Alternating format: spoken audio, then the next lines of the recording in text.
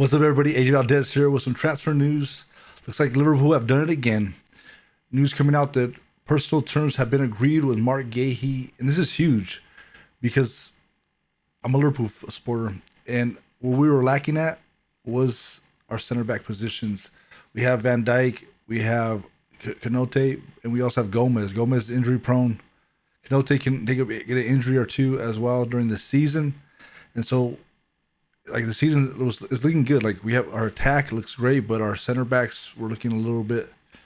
It was looking light in that department. So this news coming out that we're signing Marc Guehi for 35 million, which is insane because I think we sold Kwanzaa to Leverkusen for like 35 million, and Kwanzaa was a great prospect, but Guehi's like the finished article, right? FA Cup winner, proven it in the Premier League. It's like top player. His attitude. I don't know if you've seen some of my shorts about just his attitude, the way he plays, and I'm also a Christian. He's a Christian. He gives God glory. I love to see it. So I'm excited for this. We were looking really short in that department, but the fact that we can get him in, like top, and he's a top leader. He's the captain of Crystal Palace. It looks like we're going to get him. It looks like deals set to go through for 35 million. I know they want it in the region of 50 million to 55 million, but reports are coming out that we're going to get him for 35 million, which is absolutely insane. Liverpool have done it again. I don't know how they do it. I don't know how they're doing it. They're making these deals are just insane. When you look at the net spend too of what we've recruited and then also what we've sold and how they're balancing the books, it's brilliant. It's brilliant. So I'm excited for that. Let me know in the comments below what you think about that. But there's also other news coming out. We got some other transfer news I want to talk to you about. One of the other ones is a record bid for Baleba from Brighton to United. And United really need more midfield, right? And there's set to be a record bid of I think 110 million, which is insane. But he's a youngster. He looks top notch. I've seen some clips of him, and they need, if anything, United need those legs in midfield, and then also like with Bruno, to put him in that number 10 position. Maybe that frees him up. I don't know, but that looks really good. It looks really good if they can make that happen. If they can make that happen, it's insane. They've already signed so many players. Sesko, Cunha. Yeah, it's gonna be crazy. It's interesting to see the whole project that's happening at United. But yeah, the Marc Guehi deal. Oh, the other deal that I want to talk about is about Eze going to rumors that he might be going to Arsenal, but also some stuff emerged today that he might be going to Tottenham, which would be crazy. And I know they want 60 million for him, or in that region, 60 million pound, plus add-ons. And Palace, I don't know if you've seen Palace in the Community Shield. They look good. They look like Liverpool. I'll be honest, we didn't look great. We looked like even like our back four, all two new players. Half of the back four is new. It was kind of out of sync. Van Dijk made some mistakes too. I mean, you're gonna make mistakes, right? I'd rather him get it done in preseason, but come this Friday, we'll see. But the players that we did recruit, they look great. But then you look at Palace, they're like that finished article. They had their style of play. They're resilient. We should have scored more, right?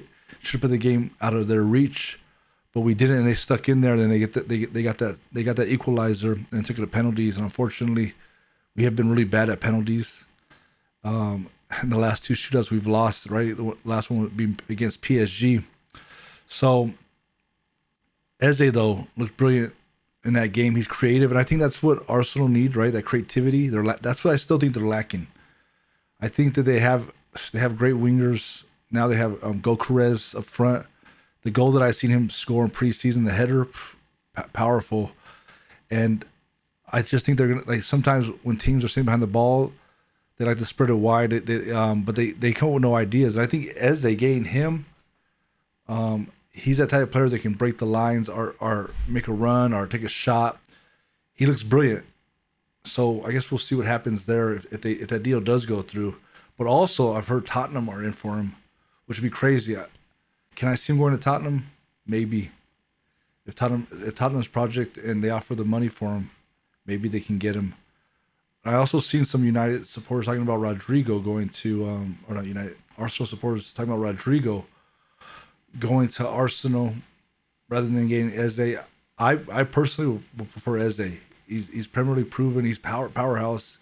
To me, he's an all rounder. Rodrigo, for me, even there was rumors for him going to Liverpool. I know he's top. Like he's tops. He played for Real Madrid, but there's a reason why Alonso doesn't have him in his plans.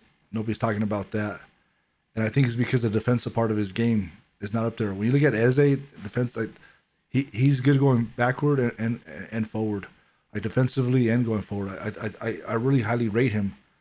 I think as an all-arounder, I'll rather Eze in my team, and so maybe Arsenal will get him.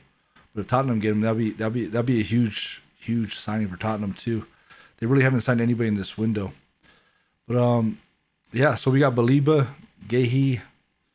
There's rumors that Liverpool are also trying to sign Giovanni Leoni, and he's a youngster from Italy. He looks really good.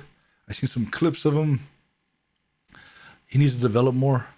But if they manage to get both of them, because there's rumors that both of them are going to cost between 50 to 55 million for the two deals, which would be insane. Because they're calling this kid the next Maldini. Whether that's true or not, you know, we always hear this, right? And there's all this expectation, and it doesn't happen. Even with Kwanzaa, I had so much expectation because when I first seen him, he emerged. He looked so good, calm on the ball. But that last season with Slot, he couldn't get right. Like he made so many mistakes. I know that first game against Ipswich last season really like knocked the air out of him, and he seemed to never recover from that. And so it was good to see him go to Leverkusen. I still think that he could get so much better, but like you always have this expectation, and I've experienced it through the years with different players. You have expectation, you know, like, oh, he's the next Maldini, he's the next Messi, he's the next Ronaldo, he's the next. You know, they put this tag on him, and they don't live up to it a lot of times. Or even to live up to those guys, let alone like Maldini, one of the greatest defenders right of all time, if not the greatest. It's debatable. I rate him highly. The guy played from when he was 16 to nearly 40 for AC, which was insane. So, yeah, he's highly rated in my book. And if this kid, Giovanni Leoni, is as good as that, then it'd be sweet for Liverpool to get him. But yeah, there's so much happening. I'll keep you guys up to date. But Liverpool do it again, though. I don't know how they're doing these deals. It's insane. If we get Marc Guehi, right, what's being reported, 35 million is absolutely insane. But guys, please like the channel, follow. I really appreciate it. I'm trying to build this channel. I'd love to do this even a part-time, full-time. I would really love to do this. I love talking football, and maybe I can even team up with some other YouTubers, and we can talk it out. I love talking about football. I grew up on it. I grew up in Dublin. I'm back in America now, but I really love it. So thank you for watching. Please like, subscribe. I really appreciate it. See you in the next one.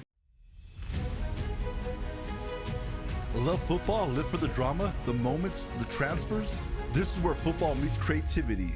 Transfer, highlights, faith-fueled moments, shorts, news, edits. From the Premier League to the prayer room, we do it all. Subscribe now and join the squad. It's football like you've never seen it before.